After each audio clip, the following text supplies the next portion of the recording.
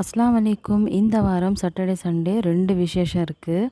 ஒன்று வந்து என்கேஜ்மெண்ட், இன்னொன்று வந்து மாப்பிள்ளை வீடு பார்க்க போகிறது. 2மே இவங்களுக்கு மாமா பொண்ணுங்க தான். இது வந்து சாட்டர்டே அன்னைக்கு எடுத்தது. கள்ளிக்காட்டில் இருக்குது அவங்க வீடு. கள்ளிக்காட்டுனா இங்கேருந்து ஒரு அரை மணி நேரம் ட்ராவல் பண்ணணும் ஹைடோலேருந்து. நான் கொஞ்சம் சீக்கிரமாகவே கிளம்பிட்டேன். ஏன்னா எனக்கு வழி தெரியாது கள்ளிக்காட்டு போகிறதுக்கு. அதனால் இவங்க டியூட்டிக்கு போகிறதுக்கு முன்னாடி என்னை கொண்டு அங்கே விட்டுட்டு போகிறேன்னு சொன்னாங்க. அதனால் கிளம்பி போய்கிட்டு இருக்கோம். காலையில் ஒரு 9 மணிக்கெல்லாம் வீட்டை விட்டு கிளம்பிட்டோம். ஜிஷானுக்கு வந்து ஆஃப் டே தான், அதனால் அவனை கையோடு கூப்பிட்டு போயிட்டேன். ஜைனப்க்கு வந்து ஸ்கூல் லீவு தான், அவள் வரமாட்டேன்னு சொல்லிட்டா, வீட்டிலே இருந்துட்டா. நானும் ஜிஷான் மட்டும்தான் போனோம். என்னை விட்டுட்டு அவங்க கிளம்பிட்டாங்க.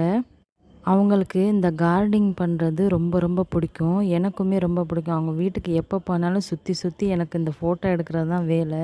ஏன்னா அவ்வளோ செடி, இன்டோர் பிளான்ட், அவுட்டோர் பிளான்ட் எல்லாமே வச்சுருக்காங்க. ஃப்ளவர் பிளான்ட் எல்லாமே. எனக்கு பின்னாடி பக்கம் போகிறதுக்கு டைம் இல்லாதனால முன்னாடி எவ்வளோ எவ்வளோ இருந்துச்சு எல்லாமே கவர் பண்ணேன் நான். இந்த இடத்துல இன்னொன்று சொல்லிக்கிறேன், இவங்க மாமா பொண்ணுக்கு தான் மாப்பிள்ளை வீடு பார்க்க போகிறாங்க.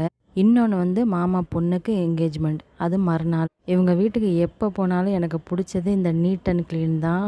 வீட்டை சுற்றி சுற்றி பார்த்துக்கிட்டு இருப்பேன், எப்படி நீங்கள் மெயின்டைன் பண்ணுறீங்க அப்படின்னு சொல்லிட்டு. இத்தனைக்கும் அவங்க ஹவுஸ் ஒய்ஃபும் இல்லை, அவங்க டியூட்டியும் பார்க்குறாங்க, வீட்டையும் இந்த மாதிரி மெயின்டைன் பண்ணி சூப்பராக வச்சுருந்தாங்க.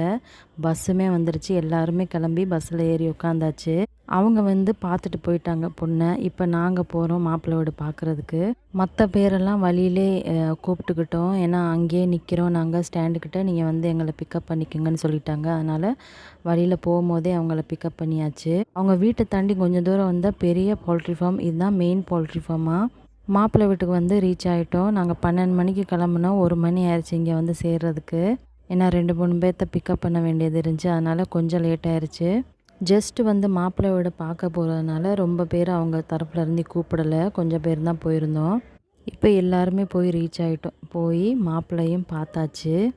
பொண்ணோடைய நானா வந்து கிஃப்ட்டு கொடுத்தாங்க. எல்லாருமே ஒரு கிஃப்ட்டு கொடுத்தாங்க. ஜிஷானுமே ஒரு கிஃப்ட்டு கொடுத்தான். எனக்குமே வீடியோ எடுக்க ஒரு மாதிரியாக இருந்துச்சு, என்ன நினைப்பாங்கன்னு சொல்லிட்டு நான் பயந்துக்கிட்டு வீடியோ எடுத்திருந்தேன். இது வந்து எல்லாமே லஞ்செல்லாம் சாப்பிட்டு முடித்ததுக்கப்புறம் அவங்க பேச்சுவார்த்தை நடத்திக்கிட்டு இருந்தாங்க. எப்போ என்கேஜ்மெண்ட், எந்த தேதியில் கல்யாணம் எல்லாம் பேசினாங்க. பேசிவிட்டு அங்கேருந்து கிளம்பியாச்சு. அவனை பார்த்திங்களா, ஷூ போடக்கூட டைம் இல்லைன்னு சொல்லிட்டு பஸ்ஸில் உட்காந்து ஷூ போட்டுக்கிட்டு இருந்தான்.